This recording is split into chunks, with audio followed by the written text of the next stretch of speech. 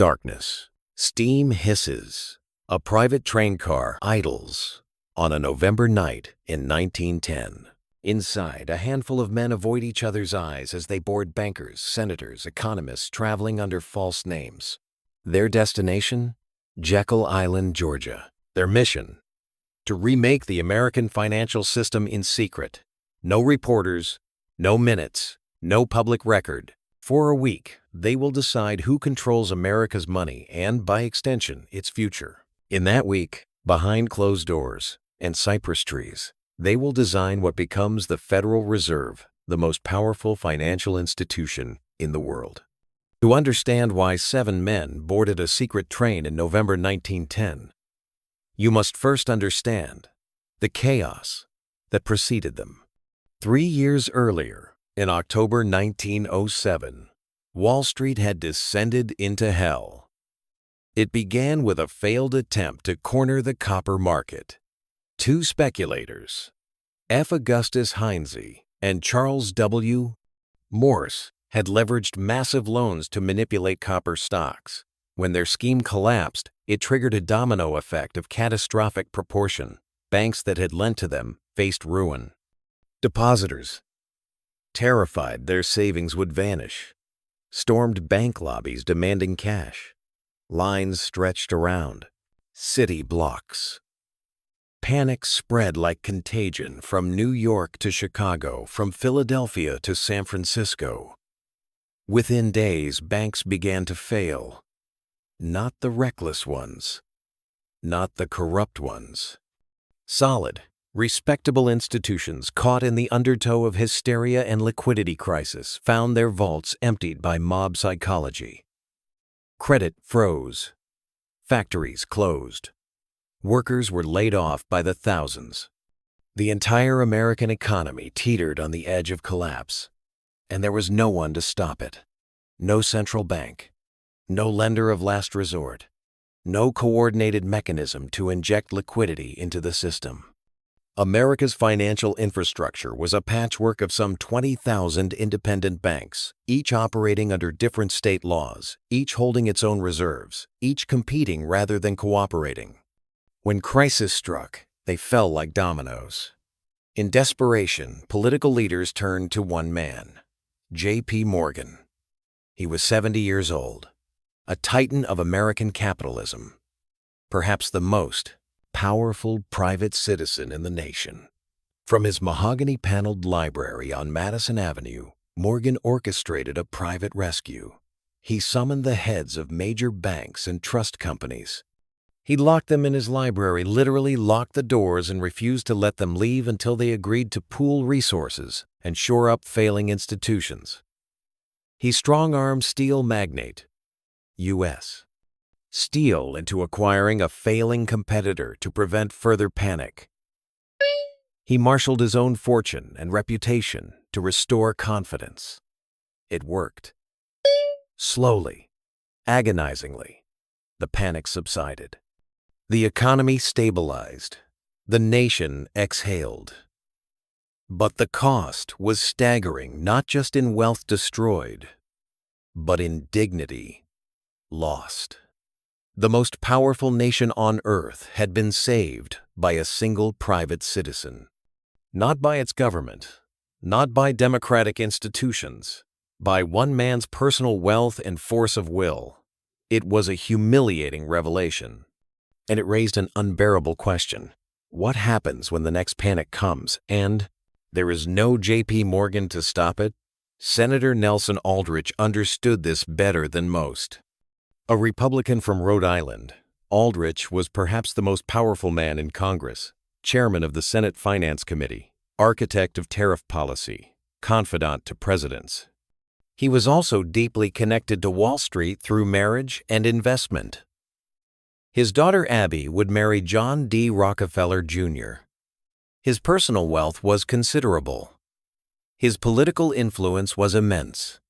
After the Panic of 1907, Aldrich became convinced that America needed fundamental financial reform. The current system, fragmented, uncoordinated, vulnerable to panic, was unsustainable. The nation needed a mechanism to provide liquidity during crises, to coordinate monetary policy, to stabilize the currency. It needed, in short, a central bank. But there was a problem. A massive, insurmountable problem. Americans hated central banks. Twice before, in 1791 and 1816, the United States had created central banks. Both times, populist fury had destroyed them. Andrew Jackson had famously crusaded against the Second Bank of the United States, denouncing it as a corrupt tool of Eastern elites. His opposition became the stuff of legend. When the bank's charter expired in 1836, it died amid celebrations in rural America. Since then, the very phrase central bank had been political poison. Farmers in the heartland, miners in the West, factory workers in the cities, all viewed centralized financial power with deep suspicion. They saw it as a conspiracy of bankers, a mechanism to enrich the few at the expense of the many. Populist politicians like William Jennings Bryan had built entire careers on opposition to concentrated financial power, delivering thunderous speeches about not crucifying mankind upon a cross of gold. Any proposal for a central bank would trigger immediate, ferocious opposition. It would be denounced as a Wall Street conspiracy, attacked in Congress, destroyed, before it could be implemented. Senator Aldrich understood this. He also understood something else. Sometimes the most important reforms must begin in secret. In 1908, Congress passed the Aldrich-Vreeland Act, creating a National Monetary Commission to study financial reform. Aldrich was appointed chairman. Over the next 2 years, he traveled to Europe, studying the central banks of England, France, and Germany. He consulted with economists and bankers. He gathered data on monetary systems, reserve requirements, and crisis mechanisms. But reading reports and conducting interviews could only accomplish so much. What Aldrich needed was something more radical. He needed to gather the brightest financial minds in America, sequester them away from politics and publicity, and give them the time and space to design a completely new system. He needed secrecy, isolation, absolute confidentiality. He needed Jekyll Island. The invitation came without explanation. Just a date, a place, and an instruction. Tell no one. Paul Warburg received his summons in early November. A German-born banker who had immigrated to America in 1902, Warburg was a partner at Kuhn, Loeb & Company, one of Wall Street's most powerful investment firms. But more importantly, he was a visionary. A man who had studied European central banking systems and become obsessed with bringing similar stability to America. For years, he had written articles and delivered speeches advocating for a central reserve system. He had been called a radical, a dreamer, even a fool. Now, suddenly, Senator Aldrich wanted his expertise. Frank Vanderlip received a similar message. He was president of National City Bank, the largest bank in the United States, and one of the most ambitious men in American finance. Vanderlip was skeptical of grand reforms he had seen. Too many fail, but he was also pragmatic. If powerful men were gathering to reshape the financial system, he wanted to be in the room.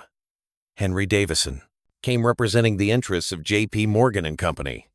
Smooth, diplomatic, utterly loyal to Morgan's legacy, Davison understood that the next financial crisis could not rely on a single heroic figure. The system itself had to change. Charles Norton, president of the First National Bank of New York, brought technical expertise in banking operations. Benjamin Strong, another Morgan protege, who would later become the first governor of the Federal Reserve Bank of New York, provided additional institutional knowledge. Piatt Andrew, assistant secretary of the Treasury and a skilled economist, served as secretary to the group, the man who would translate ideas into policy language. And presiding over them all, Senator Nelson Aldrich, the architect of the gathering. the man with the political power to turn their work into law. They gathered at Hoboken Station on the evening of the 22nd of November, 1910. Each man arrived separately. They used false names. Aldrich was Professor. Warburg was Wilbur. Vanderlip was simply Mr. V. They carried minimal luggage. They left no trail. The private rail car departed at dusk, rolling south through the night. Inside, the atmosphere was tense. These were not friends gathering for leisure. They were rivals, competitors, men whose banks fought daily battles for dominance. Yet here they were, forced into collaboration by the enormity of the task ahead. For hours, they barely spoke. Each man retreated into his own thoughts, watching America slide past the windows' lights from distant farmhouses, the silhouettes of factories, the glow of small-town train stations. Somewhere out there, beyond the glass, lay the nation whose financial future they were about to redesign. The train rolled through Virginia, into the Carolinas, then Georgia. Dawn broke over pine forests and red clay. By mid-morning, they reached Brunswick, Georgia, a small coastal town where a private boat waited to ferry them across the marshes to Jekyll Island. The island appeared through morning mist, like something from a dream or a conspiracy. Tall pines and Spanish moss, white sand beaches, a sprawling wooden clubhouse with wide verandas overlooking the ocean. It was November, off-season, and the club was nearly deserted. Perfect. Senator Aldrich had arranged everything. The club's staff had been reduced to a skeleton crew. No other guests would be present. Meals would be served privately. The men could work without interruption, without observation, without anyone knowing they were there. They settled into their rooms and gathered for lunch on the veranda. The ocean wind carried the smell of salt and marsh grass. Seabirds called from the dunes. It should have been peaceful. Instead, the tension was electric. That first afternoon, they circled each other like wary animals. Polite conversation about the journey. Comments on the weather. Small talk that avoided the real purpose of their gathering. But by evening, masks began to slip. Senator Aldrich spoke first. "Gentlemen," he said, his voice gravelly and commanding, "we are here because the system is broken. The panic of 1907 proved that. We cannot continue to rely on private heroics or blind luck. America needs a modern financial infrastructure, a central reserve system that can provide liquidity, coordinate policy, and prevent the kind of catastrophic panics that have plagued us for generations." The men nodded. They all agreed on the diagnosis. But the treatment? That was where things became complicated. Paul Warburg leaned forward, his accent still thick, despite years in America. "In Europe," he began, "central banks have existed for centuries. The Bank of England, the Reichsbank, the Banque de France, they provide stability precisely because they stand above individual banks. They hold reserves. They lend in times of crisis. They regulate currency. This is not radical. This is proven." "In Europe," Frank Vanderlip interrupted, "they have monarchies and aristocracies. They accept centralized power. Americans do not. Any system we design must appear democratic, decentralized, even if it is not." Aldrich nodded grimly. "Precisely.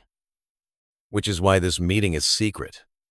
If the public knew that bankers were designing a central bank, they would revolt before we could implement it. We must create something that serves the function of a central bank without calling it one. We must give the appearance of regional control while establishing central coordination." Around the table, the men exchanged glances. They were being asked to design a system that was simultaneously transparent and obscure, powerful and humble, centralized and distributed. It was a nearly impossible task. But over the next several days, impossibility gave way to design. They worked from morning until late at night. Warburg sketched diagrams on large sheets of paper, organizational charts, showing how reserve banks might coordinate with private banks, how currency might flow, how crises might be contained. Vanderlip challenged every assumption, forcing them to justify each decision. Davison brought Morgan's institutional wisdom. Norton provided operational details. Strong offered technical expertise. Andrew took notes, drafted language, refined proposals. And Aldrich, always Aldrich, kept them focused on the political reality. It must be palatable. He would remind them, it must pass Congress. It must not be seen as a banker's conspiracy. Arguments erupted. Voices rose. At one point, Warburg and Vanderlip nearly came to blows over the question of who would control the reserve system, private banks or the government. Warburg insisted on government oversight to ensure legitimacy. Vanderlip feared government control would politicize monetary policy, turning money into a weapon for populist agendas. The compromise they reached was elegant and cynical, a system that appeared public but operated privately. There would be a Federal Reserve System, not a single central bank, but a network of regional reserve banks, each serving a geographic district. This would give the appearance of decentralization, satisfying those who feared concentrated power.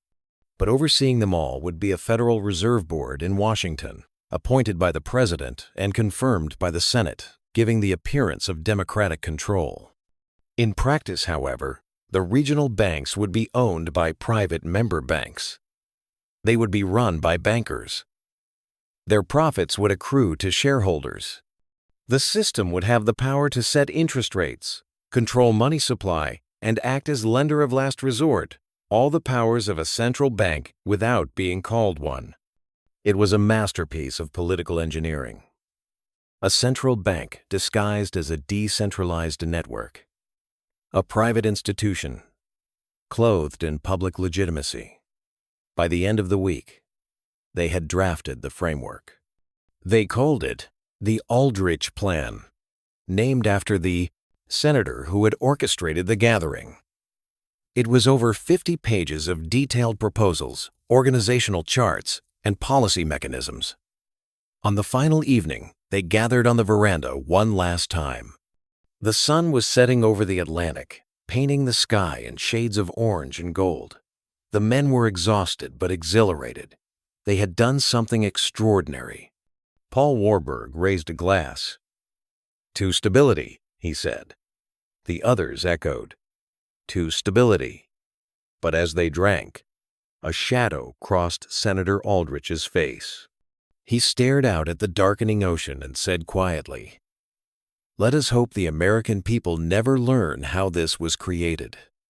The next morning, they departed, as they had arrived separately, quietly, under false names. The train carried them north through Georgia and the Carolinas, back toward New York and Washington. Behind them, Jekyll Island returned to silence, the only evidence of their presence, some scribbled notes and cigar ash swept away by the wind. For months, the meeting remained a secret. Even among the men who attended, there was an unspoken agreement. Never speak of it directly. Never acknowledge what had happened. Let the work speak for itself. But secrets, like money, have a way of flowing into unexpected places. The Aldrich Plan was released to the public in January 1911, presented as the culmination of Senator Aldrich's 2-year study through the National Monetary Commission. It was framed as a thoughtful, deliberate reform proposal, the product of extensive research and consultation. The reaction was immediate and ferocious. Populist newspapers denounced it as a Wall Street conspiracy. Progressive politicians attacked it in Congress. William Jennings Bryan, the 3-time Democratic presidential candidate and champion of agrarian America, thundered that it would create a money trust controlled by bankers. Labor unions opposed it. Farmers' organizations condemned it. Even many bankers, particularly those from smaller regional banks, viewed it with suspicion. They feared being dominated by New York financial titans. The Aldrich Plan was dead on arrival, but the ideas it contained were harder to kill. Behind the scenes, quietly, the architects of Jekyll Island continued to work. They refined the proposal. They addressed criticisms. They rebranded. Most importantly, they waited for political circumstances to change. In 1912, Woodrow Wilson was elected president. A Democrat, a progressive reformer, Wilson campaigned on a platform of breaking up monopolies and limiting the power of big banks. He was, in theory, exactly the kind of politician who would oppose a central banking system designed by Wall Street. But Wilson also understood that financial reform was necessary. The Panic of 1907 had not been forgotten. The vulnerability of the banking system remained. Wilson wanted reform, but it had to be reform that appeared democratic, that served the public interest, that could not be attacked as a gift to bankers. Enter Carter Glass, a Democratic congressman from Virginia and chairman of the House Banking Committee. Glass had been studying monetary reform for years. He despised the Aldrich Plan not because of its substance, but because of its origins. It had been created by Republicans and bankers, which made it politically toxic. But Glass was also pragmatic. He recognized that many of the Aldrich Plan's core ideas were sound, so he worked with his economic advisor, H. Parker Willis, to redesign the system. They kept the fundamental structure regional reserve banks coordinated by a central board but rebranded it as a government institution rather than a bankers' club. Critically, they renamed it. No longer the Aldrich Plan. Now it was the Federal Reserve Act. Same machine, different label. Paul Warburg, still working behind the scenes, consulted with Glass and Willis. So did other Jekyll Island veterans, though always quietly, never publicly. They shaped the legislation, smoothed its rough edges, ensured that the core mechanisms remained intact. The Federal Reserve Act that emerged in 1913 was remarkably similar to what had been designed on Jekyll Island 3 years earlier. Regional reserve banks, owned by member banks. A Federal Reserve Board, appointed by the President. The power to issue currency, set interest rates, and act as lender of last resort. All the powers of a central bank, without calling it one. But there was genius in the rebranding. By emphasizing government control, the board would be appointed by the president, not elected by bankers. The act gained legitimacy. By stressing its decentralized structure, 12 regional banks rather than a single institution in New York, it diffused fears of concentrated power. By calling it a reserve system rather than a central bank, it avoided the toxic language that had killed previous attempts. It was political alchemy, turning the poison of Jekyll Island's secrecy into the gold of legislative acceptance. Throughout 1913, the bill moved through Congress. Debates raged. Amendments were proposed. Special interests lobbied. But slowly, inexorably, the Federal Reserve Act gained momentum. Wilson threw his political weight behind it. Democratic leaders whipped votes. Progressive politicians, convinced that government oversight would prevent banker abuse, came on board. On the 23rd of December 1913, 2 days before Christmas, when many congressmen had already left Washington for the holidays, the Federal Reserve Act passed both houses of Congress. President Wilson signed it into law that same evening. In his signing statement, Wilson declared, "This bill provides a system for the protection of the public, not for the benefit of a few. It is democratic in its structure, responsive to the people's needs, and designed to serve the nation's economic stability." The men of Jekyll Island must have smiled at that. They had built exactly what they intended, a central bank, with all the power they had envisioned. The public face had changed, the rhetoric had shifted, but the machine remained intact. Paul Warburg was appointed to the first Federal Reserve Board. Benjamin Strong became the first governor of the Federal Reserve Bank of New York, the most powerful position in the entire system. The other architects dispersed into various positions of influence, their work complete. But the secret of Jekyll Island remained buried. None of the men spoke publicly about the meeting. No records were released. Official histories of the Federal Reserve made no mention of the gathering. The narrative that emerged, repeated in textbooks and government publications, was that the Federal Reserve had been created through democratic deliberation, congressional debate, and presidential leadership. The truth that it had been designed in secret by a handful of bankers and politicians on a private island would not emerge for decades. And even when it did emerge, the revelation would raise uncomfortable questions. Was the secrecy necessary to overcome political opposition to necessary reform? Or did it represent a betrayal of democratic principles, a conspiracy of elites reshaping the financial system without public input? The answer, perhaps, is both. The men of Jekyll Island created a system that has, in many ways, provided the stability they promised. The Federal Reserve has prevented bank panics of the scale seen in 1907. It has coordinated monetary policy during crises. It has managed currency supply and interest rates with a sophistication unimaginable in the fragmented system that preceded it. But it has also concentrated enormous power in the hands of unelected technocrats. It has made decisions about inflation, about employment, about which institutions to save and which to let fail that affect millions of lives without direct democratic accountability. It has become exactly what its populist critics feared, a mechanism through which a small group of experts governs the monetary destinies of the entire nation. The Jekyll Island machine works, but it works in shadows, governed by technical expertise rather than popular will, making decisions whose consequences ripple through generations. Perhaps that was always the bargain. Stability in exchange for democracy. Expertise in exchange for transparency. A system that functions smoothly precisely because it operates beyond the reach of political tumult. The men of Jekyll Island believed that bargain was necessary. They believed that monetary policy was too complex, too prone to populist manipulation, to be left to democratic processes. They believed that ordinary citizens could not understand the intricacies of reserve ratios and discount rates, and that entrusting such decisions to elected politicians would lead to disaster.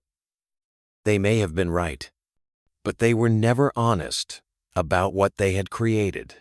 The secret of Jekyll Island did not remain buried forever. For years, rumors circulated, whispers in banking circles, cryptic references in financial journals, conspiracy theories dismissed as paranoid ravings. But no concrete evidence emerged.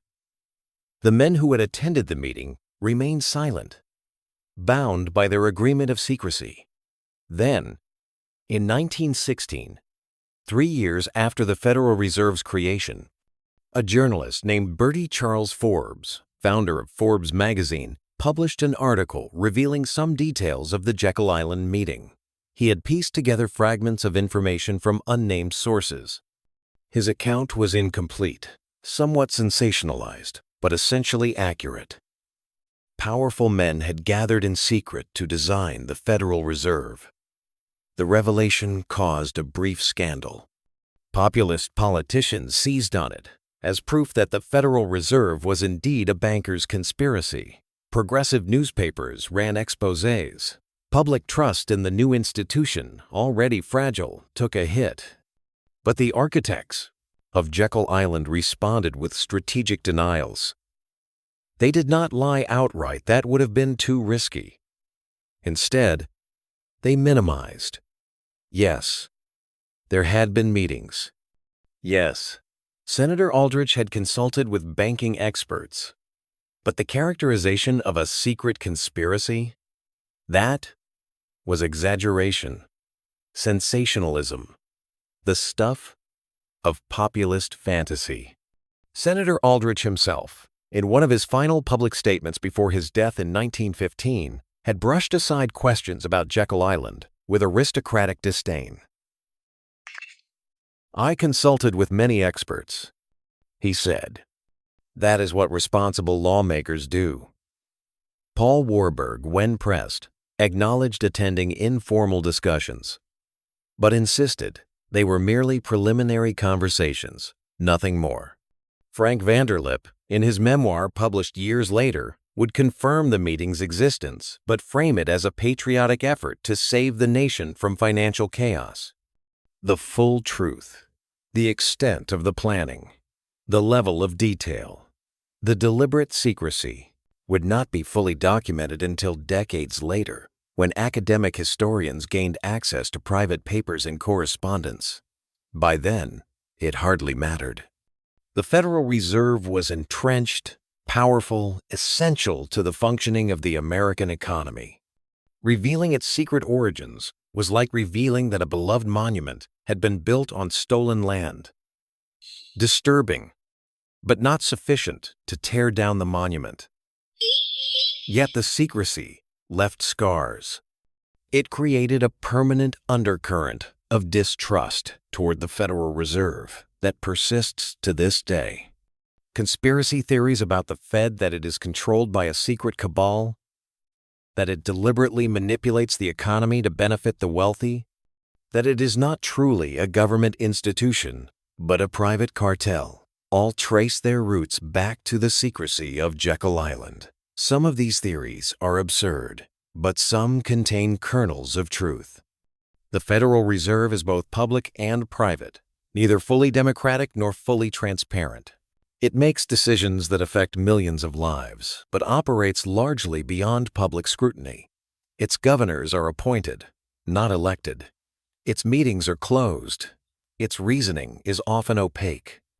This is by design. The men of Jekyll Island built a system intentionally insulated from political pressure, believing that monetary policy required expertise and long-term thinking that democratic processes could not provide.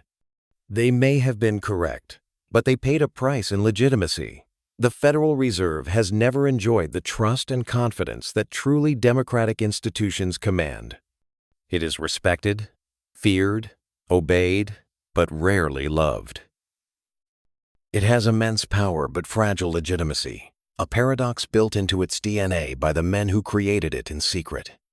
The question haunts: would the Federal Reserve have been stronger, more legitimate, more trusted, if it had been created through open democratic debate?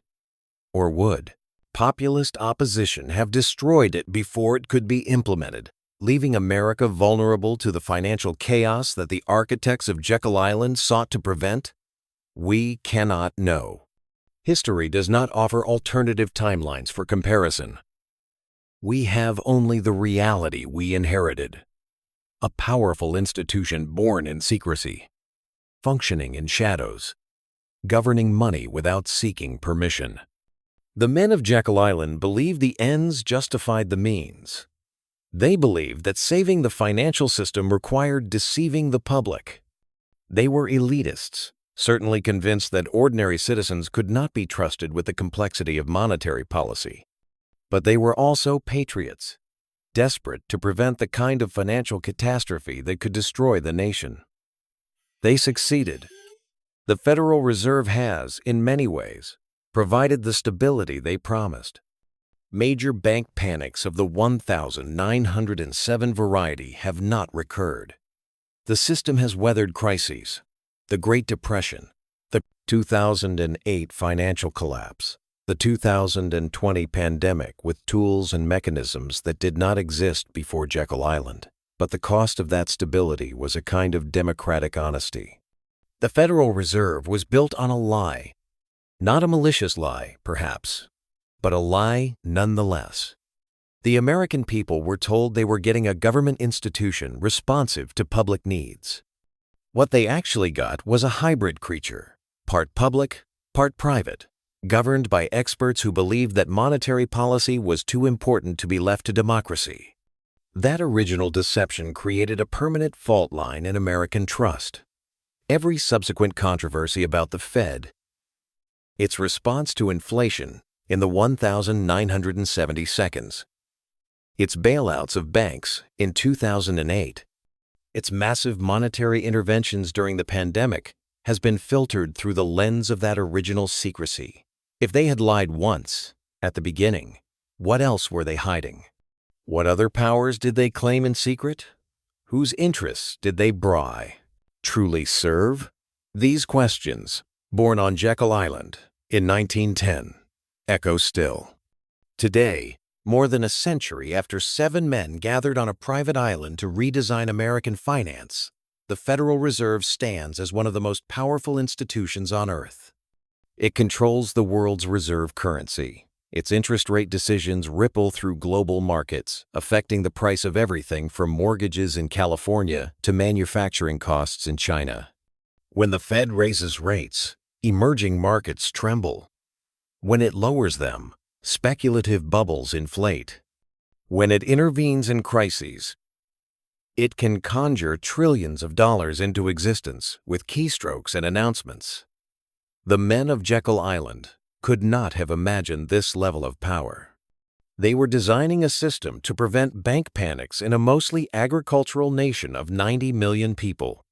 What they created evolved into something far grander and more terrifying: a mechanism for governing the global economy. Every financial crisis since 1913 bears the fingerprints of Jekyll Island's creation. The Great Depression of the 1930 seconds, the Federal Reserve's monetary policy failures first too loose, fueling the speculative bubble of the 1920 seconds, then catastrophically tight. Turning a recession into a depression demonstrated the awesome power of the institution the Jekyll Island men had built.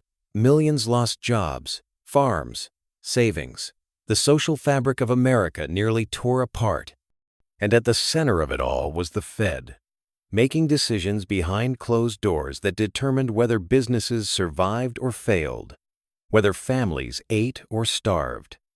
The stagflation of the 1970 seconds? Again, Federal Reserve policy attempting to balance unemployment and inflation, making choices about which economic pain to accept and which to fight, shaped the decade's economic misery.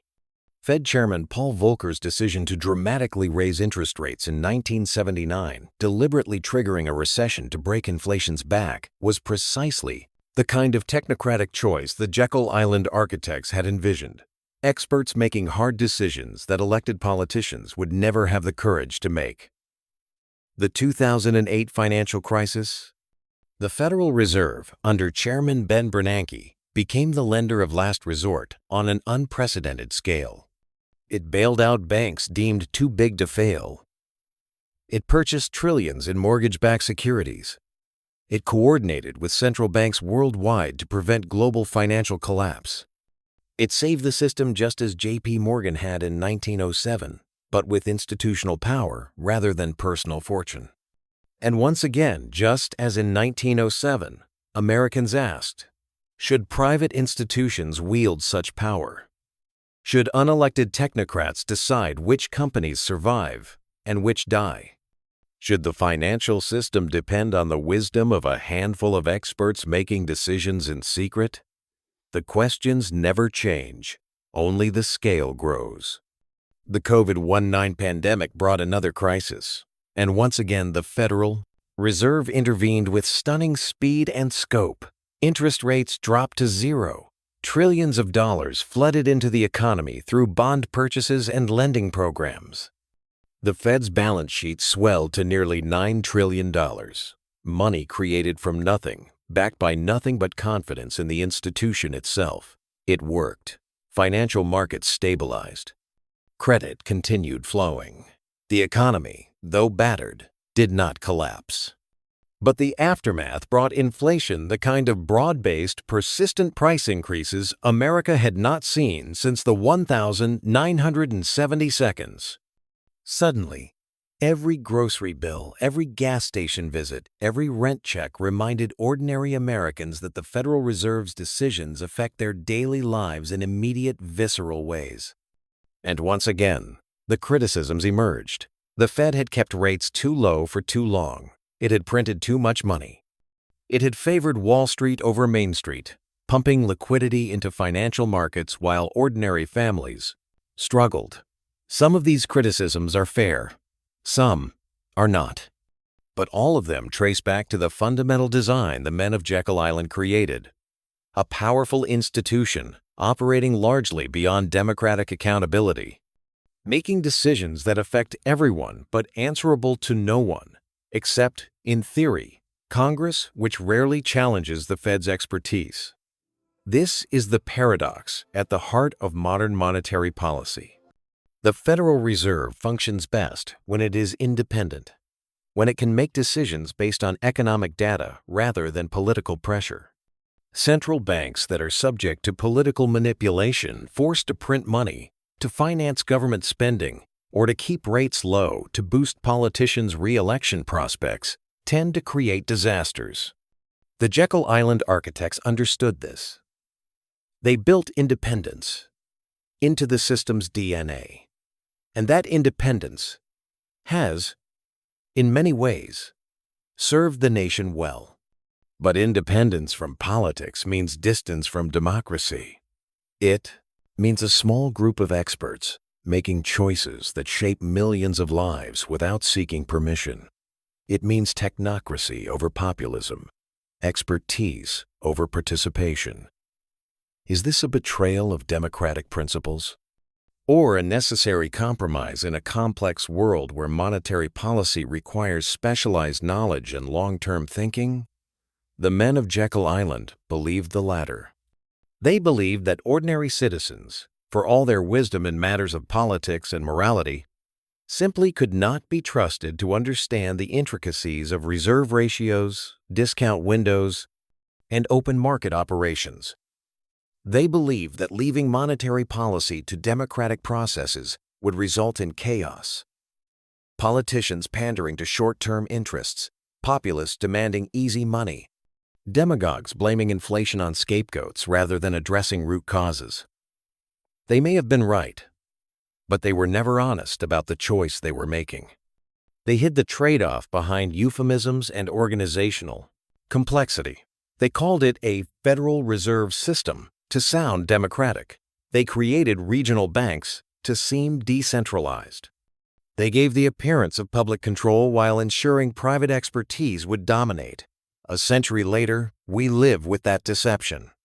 The Federal Reserve is both trusted and distrusted, respected and resented, essential and unsettling.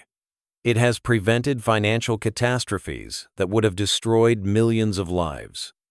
It has also made mistakes that caused immense suffering. It has stabilized the system and, at times, destabilized society. And always, it operates in the shadow of its origin, a secret meeting on a private island, where 7 men decided the financial future of a nation without asking permission. That shadow stretches long. Every conspiracy theory about the Fed, every populist denunciation, every suspicion that the system is rigged, all contain an echo of Jekyll Island's secrecy. The institution may be legitimate, but it was not born legitimately.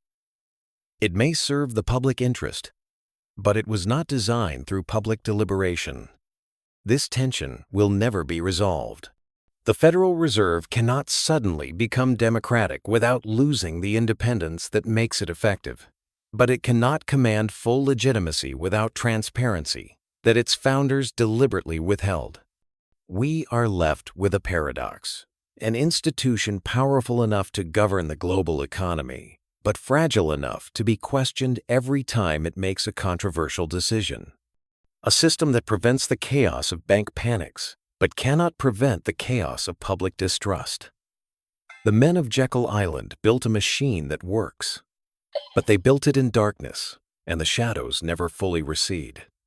Stand at the edge of Jekyll Island today, and you will find a peaceful place. The old hunting club still stands, converted into a historic site and hotel. Tourists walk the beaches where Rockefellers and Morgans once strolled. Families picnic under the same live oaks that shaded 7 men during their week of secret deliberations. There is a small museum now, tucked into one of the restored buildings.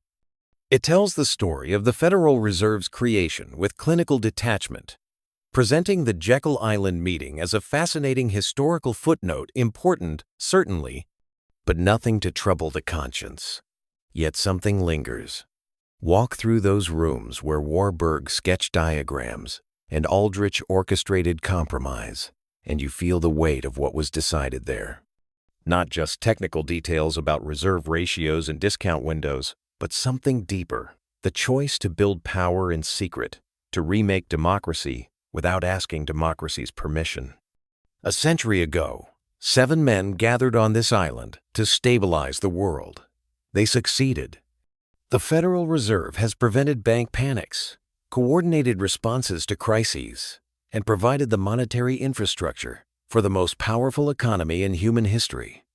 But they also set something spinning, a system too powerful to be fully understood, too complex to be easily controlled, too essential to be dismantled. Every decision, since every boom, every bust, every printed dollar, every interest rate adjustment, is a whisper from that island. Every inflation spike that erodes savings, every recession that costs jobs, every bailout that rescues the powerful while the vulnerable suffer, all flow from mechanisms designed in those November days. The Federal Reserve is not evil.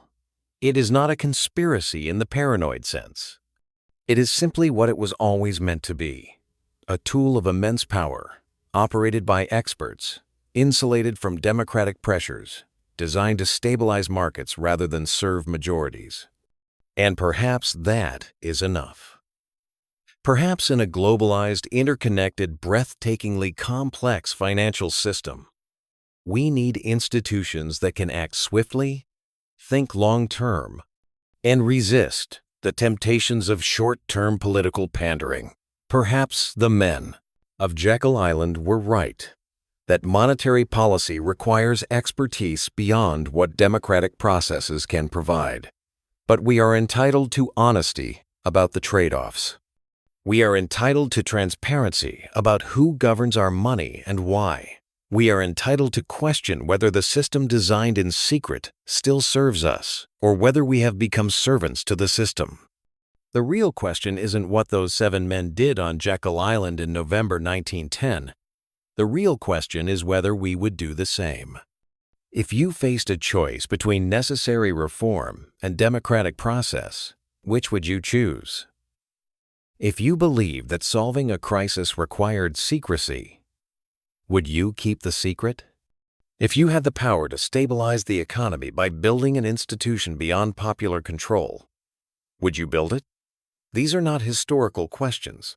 They are present ones. Every time an unelected body makes decisions that shape millions of lives, from central banks to international trade organizations to regulatory agencies, we face the Jekyll Island dilemma. Expertise or democracy, stability or sovereignty, the wisdom of elites or the will of the people. The men who met on that island chose expertise. They chose stability. They chose to trust themselves more than they trusted the democratic process. And in doing so, they created something that has lasted a century, powerful, effective, essential, and forever marked by the secrecy of its birth. We inherit their choice. We live within their system. Every dollar in our pockets, every interest rate on our mortgages, every decision about economic growth or unemployment passes through the institution they designed. But we also inherit the questions they never answered. Who truly governs money now? When does expertise become elitism? When does stability require democracy's permission? And what do we owe to transparency? Even when secrecy seems necessary, there are no easy answers. The men of Jekyll Island knew that. They chose to build first and explain later, if ever. They gambled that the machine would work so well that its origins wouldn't matter. They were half right. The machine works, But the origins still matter. Every time we question the Federal Reserve's decisions, every time we wonder why unelected technocrats wield such power, every time we sense that the system serves some better than others, we are standing in the shadow of Jekyll Island, grappling with the consequences of secrets kept and choices made without our consent. This is what we inherit. Not just a central bank, but a reminder that power built in darkness never fully steps into light. Not just monetary stability, but the knowledge that stability sometimes costs democracy. Not just an institution, but a question that each generation must answer anew. In whose hands should we trust our future, and do we have the right to ask? The tide rolls in and out on Jekyll Island, as it has for millennia. The wind still rustles through the Spanish moss. The egrets still wade in the marshes, indifferent to the history beneath their feet. But in conference rooms in Washington, New York, and around the world, decisions are still being made about money, about power, about who wins and who loses in the great game of economics. The faces have changed. The technology has evolved. The scale has grown beyond anything imaginable in 1910. But the essential dynamic remains.